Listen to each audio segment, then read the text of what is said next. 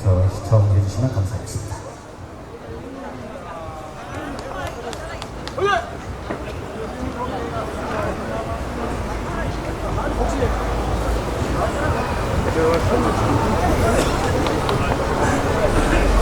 부산 자유시민 여러분 안녕하십니까?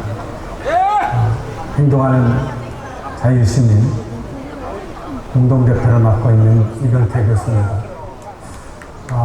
먼저 매우 죄송스럽게 여러분을 뵐 수 있는 기회를 학수고대 했음에도 불구하고 제가 휴가 중에 다리를 다쳐서 오늘 매우 애석한 마음으로 동영상으로 인사를 드리게 된 점 널리 양해해 주시기를 바랍니다. 대단히 죄송하고 송구스럽습니다. 지난 2년 또는 탄핵이 시작되던 때부터 생각하면 3년 이상 대한민국은 내전 상태라고 볼 수가 있습니다. 온갖 미사 여부를 내걸었던 문재인 정부의 폭정에 대해서 경제적인 측면에서 여러분과 함께 잠시 생각해보는 시간을 갖도록 하겠습니다. 지난 2년간 우리는 어떤 나라에서 살고 있었는지 그 소득주도 성장, 공정경제를 내걸었던 문재인 정부의 실정은 어떠한지 한번 살펴보도록 하겠습니다. 그 소득주도 성장은 서민의 소득을 늘려서 그것이 소비로 이어져서 경제 발전을 가져온다는 동화와 같은 이야기였습니다.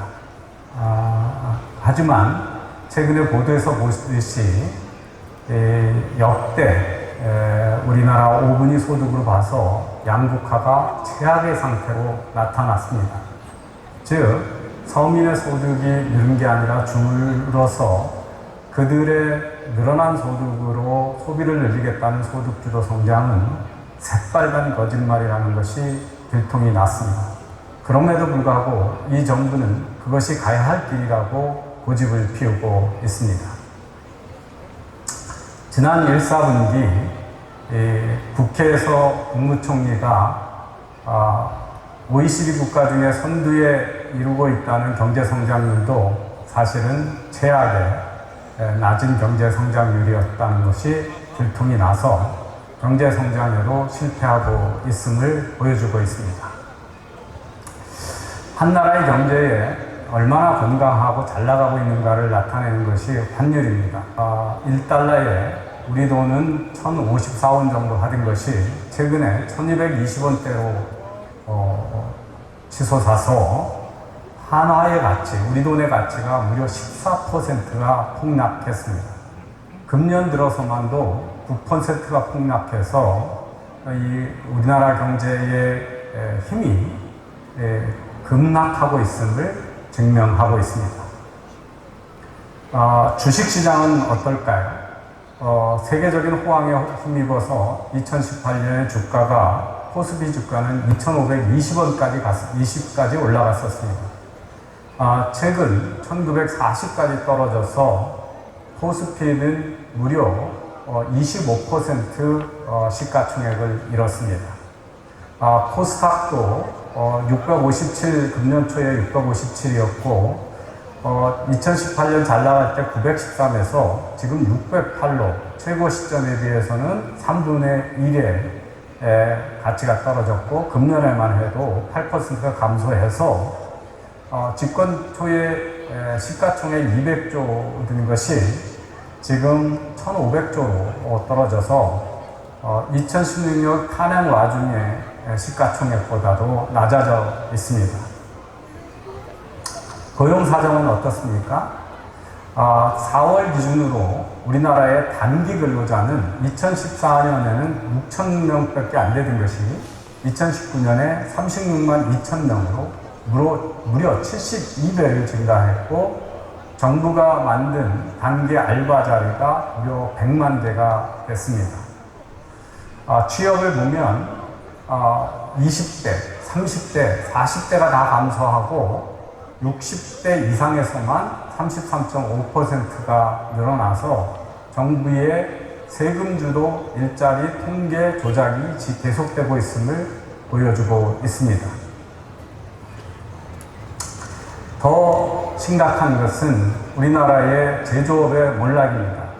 우리나라 제조업의 생산 능력, 우리나라 공장들이 다 가동해서 물건을 얼마나 만들 수 있는지를 재는 능력 지수가 10개월째 감소를 해서 통계를 만든 71년 이후로 최장기간 생산 능력 지수가 하락하고 있습니다.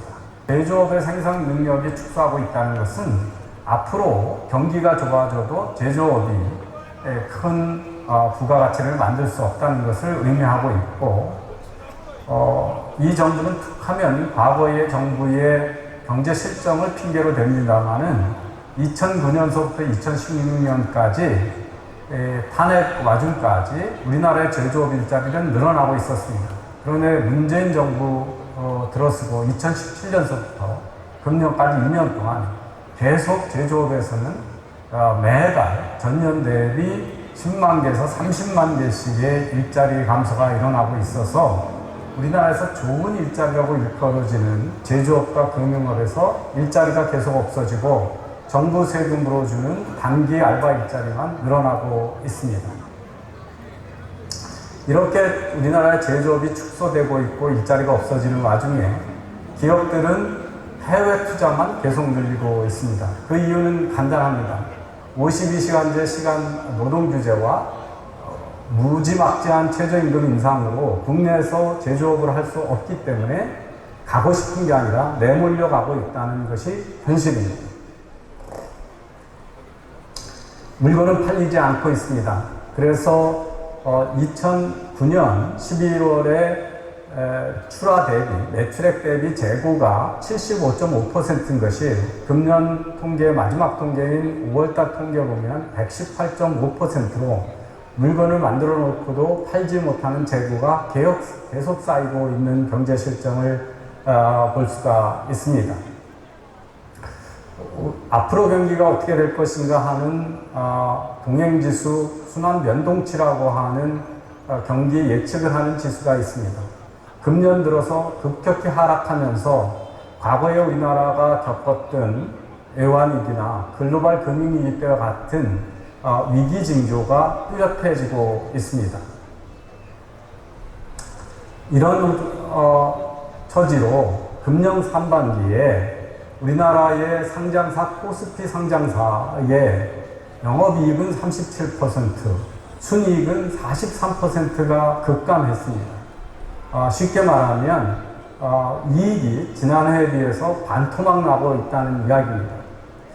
그러면 당연히 일자리가 감소가 됐으니까 개인소득세도 줄고 근로소득세도 줄고 법인세도 줄게 되어 있습니다. 이런 와중에 정부는 무지막지한 퍼주기 예산을 기획하고 있습니다.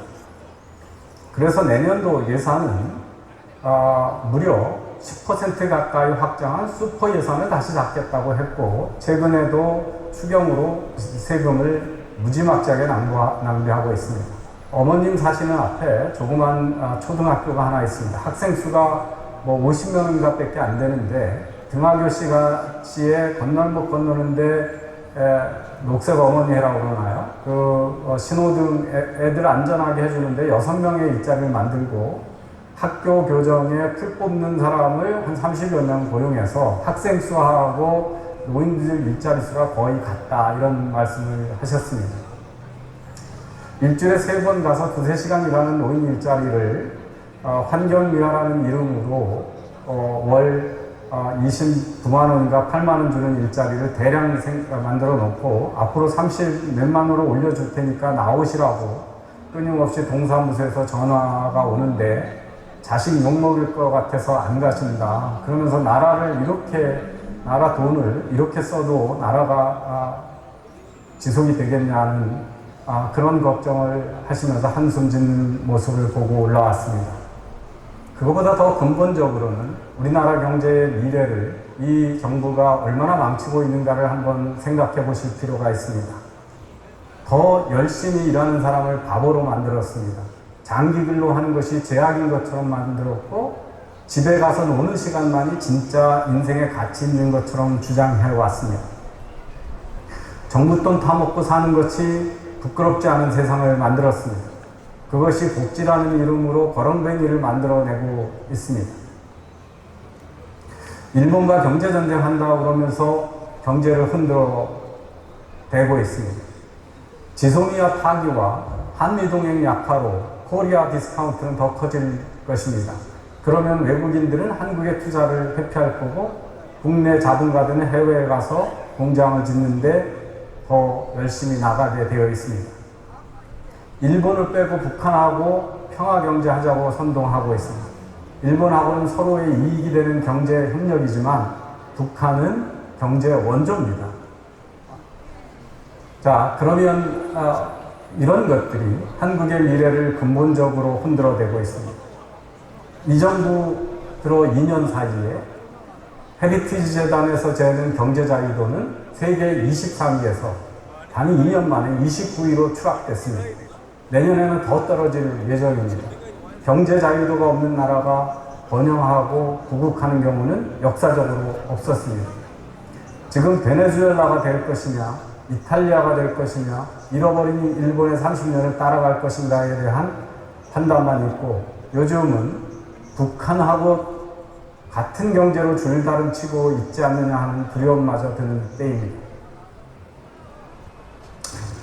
사회주의 폭력혁명을 주장했던 산호맹 출신의 그렇지만 절대 공식적으로 전향하지 않았고 뒤에서는 권력을 이용해서 사적 이익을 취했던 조국 같은 사람이 법무장관이 되는 나라가 되면 이 나라의 미래는 어떻게 되겠습니까?